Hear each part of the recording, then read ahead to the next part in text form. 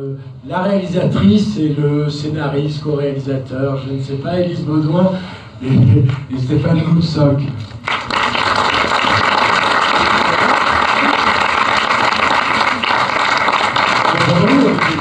Bonjour, merci d'être là déjà. Je suis ravi de voir un collègue sur scène. Moi, ça me fait tout drôle d'être là. D'habitude, je suis là, ça fait des années que je suis là, et je comprends maintenant ce que les équipes de film ressentent. Voilà. Stéphane, d'où est née l'envie et l'idée de ce documentaire? Alors en fait, on va appeler une personne essentielle aussi à ce film, qui est notre monteuse, ça, c'est sûr. Amandine Stelletta. Viens, Amandine. Et puis les deux producteurs, Michael Guest, et Thierry Thébot qui est là aussi. En fait, l'aventure, elle commence avec ce monsieur qui descend, où il y a à peu près 1 an et 4 mois, je vais le voir en lui disant, écoute, Claude Lelouch va commencer le tournage de son film, c'est peut-être le dernier. Peut-être. Peut-être le dernier, ça s'appelle Finalement. Il y a un truc à tenter, Claude est d'accord pour qu'on suive. Allons-y. Et Michael, je dois dire, a dit on y va. On n'avait pas de chaîne, on n'avait pas d'argent, on ne savait pas ce qu'on en ferait. Et après, c'est devenu, vous allez voir, c'est devenu autre chose parce que Claude nous a ouvert ses archives avec des choses dont lui-même ne se souvenait plus. Donc on a eu accès à un matériel avec Élise qui était juste dingue. Il a répondu affirmativement tout de suite? Ah, tout de suite, on a pu aller embarquer sur le tournage dans des conditions... parce que c'est un tournage à la Lelouch, donc il ne sait pas la veille ce qu'il va tourner le lendemain, donc on s'est adapté aussi à ça. Et c'est surtout, vous allez voir, les archives sont... Mais justement, les archives, c'est vous qui lui avez demandé, c'est lui qui vous les a proposées. Comment ça s'est passé? On a fouillé des centaines de boîtes. Mais il vous a laissé les fouiller? Ah oui. Il nous a accueillis et pendant plusieurs jours... C'était où ça? Au film 13, à la maison de production, il y a un mur où il y a une centaine de boîtes. Et nous, on n'a pas pu toutes les ouvrir parce qu'on n'avait pas le temps, mais on a ouvert celles des films qui nous intéressaient le plus et on a trouvé des petits trésors, parfois des bobines de 8 mm dont ils ne savaient même pas quelles étaient les images. Et en fait, on a énormément dérushé, on a vu des photos, des vidéos personnelles, des making-of, des centaines d'heures de making-of.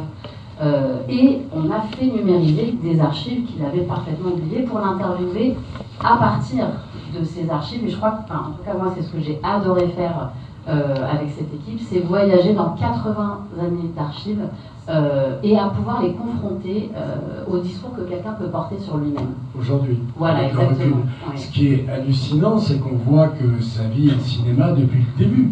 C'est-à-dire il est filmé enfant, son père apparemment le filmait tout le temps, ce qui est extrêmement rare quand même, puis c'est des images qu'on n'a jamais vues pour le coup. Oui, ça c'est vrai que c'était la sensation de découvrir des pépites et de pouvoir le faire se raconter.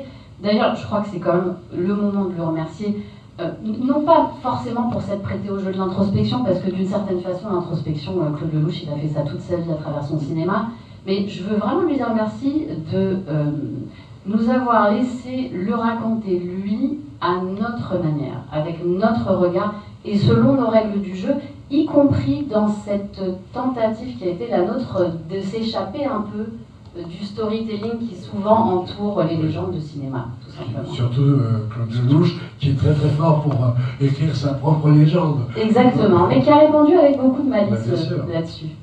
En quoi vous vous complétez tous les deux? Comment ça s'est passé, la répartition des tâches? Alors moi, c'est mon premier film.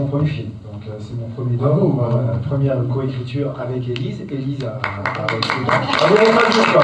On attendra à la fin. Mais moi, je m'en suis remis à Élise qui a fait plusieurs docs, notamment un formidable sur Béatrice Dalle, qui est un documentaire formidable, vraiment. Donc elle a l'habitude de cet écriture-là. Amandine a aussi, à sa manière, écrit et réalisé le film, vraiment avec un oui, parce qu'il y a un travail de montage essentiel. Vraiment. C'est vraiment pour le coup la troisième écriture, comme on dit souvent. Mais là... Et même le film, c'est même réécrit au montage par moment, à partir de ce que Claude nous racontait et de ce qu'on a trouvé. Vous allez voir, je ne vais pas tout vous dévoiler, mais il y a une belle séquence, je pense, enfin longue séquence en tout cas, sur Itinéraire d'un enfant gâté. Et on a découvert pour cette séquence, grâce à Carole, qui est l'assistante de Claude, qu'on veut absolument saluer, 15 DVD de 2 heures qui n'avaient jamais été vus, jamais été utilisés. Et donc on a plongé là-dedans avec délice.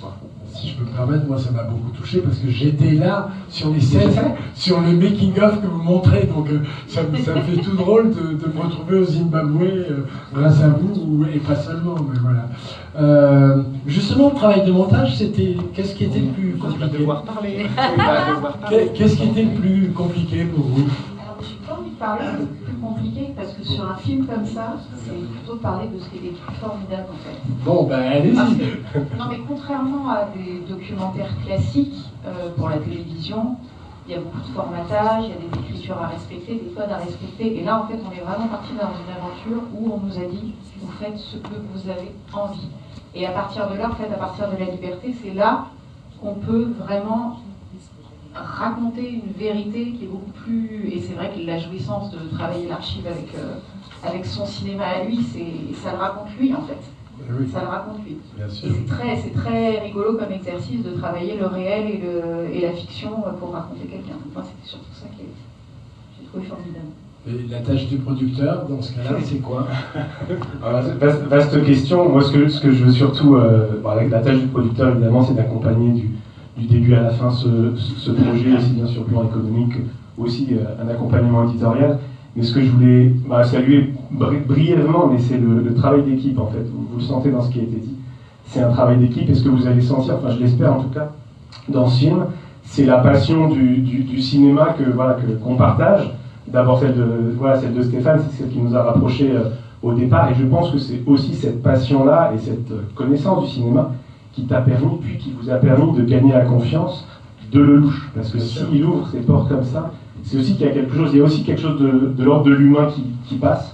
Donc ça c'est le premier point, la passion. Et puis le deuxième point que je voudrais saluer et vous remercier aussi tous les trois, c'est le talent et la force de travail, parce qu'on a travaillé dans un temps assez réduit, assez limité. Et Claude Lelouch, c'est son 51e film qui sort en novembre. Donc c'est des archives colossales, comme vous l'avez dit. Un dernier mot pour quelques remerciements. D'abord remercier le festival pour cette sélection qui nous touche beaucoup et qui nous rend fiers. Ils ont inventé une section exprès pour vous. Voilà. Donc on est vraiment très content de pouvoir vous le montrer. Remercier Claude Lelouch et son équipe évidemment pour leur confiance, et puis remercier France Télévisions qui nous a accompagnés. Le film sera diffusé, ce documentaire Claude Lelouch, La vie en mieux, sera diffusé le 15 novembre sur France 5. Son 51e film, finalement, il va être présenté à Venise, c'est ça? Et il sort quand, vous savez?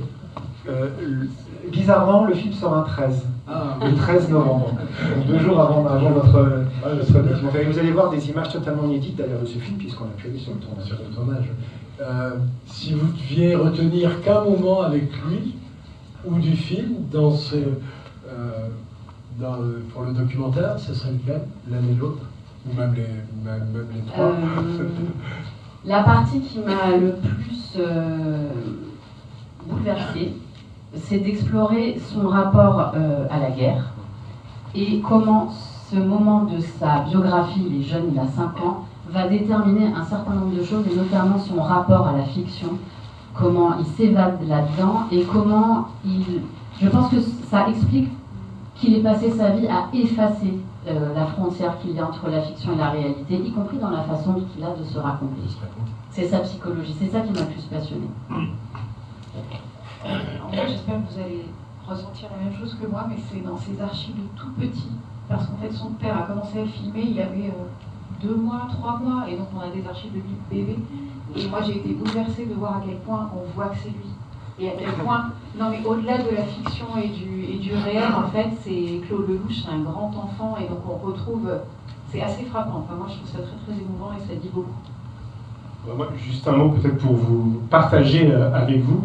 Quand on l'a rencontré la première fois avec Stéphane, il dit à Stéphane, ils se tutoient, ils se connaissent bien, il dit, tu sais, voilà, on va tourner là, en fait on s'amuse, quoi, on est comme des enfants, on se marre. Bon, on dit, ok, c'est un peu son... Il raconte, c'est un peu son storytelling, et puis on va sur le tournage, il a 86 ans, et là, en fait, c'est vrai, c'est-à-dire qu'il a l'œil qui pétille, c'est le patron, mais en même temps, ça se passe assez simplement, c'est fluide. Quand il dit action, on sent qu'il s'éclate.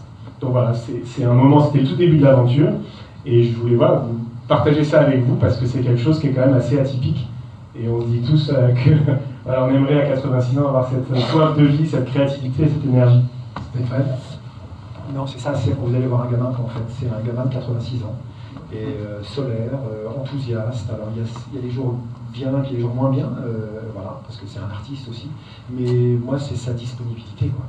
a fait de très longues interviews avec lui. D'abord, il se raconte, on le voit assez, on le voit pas.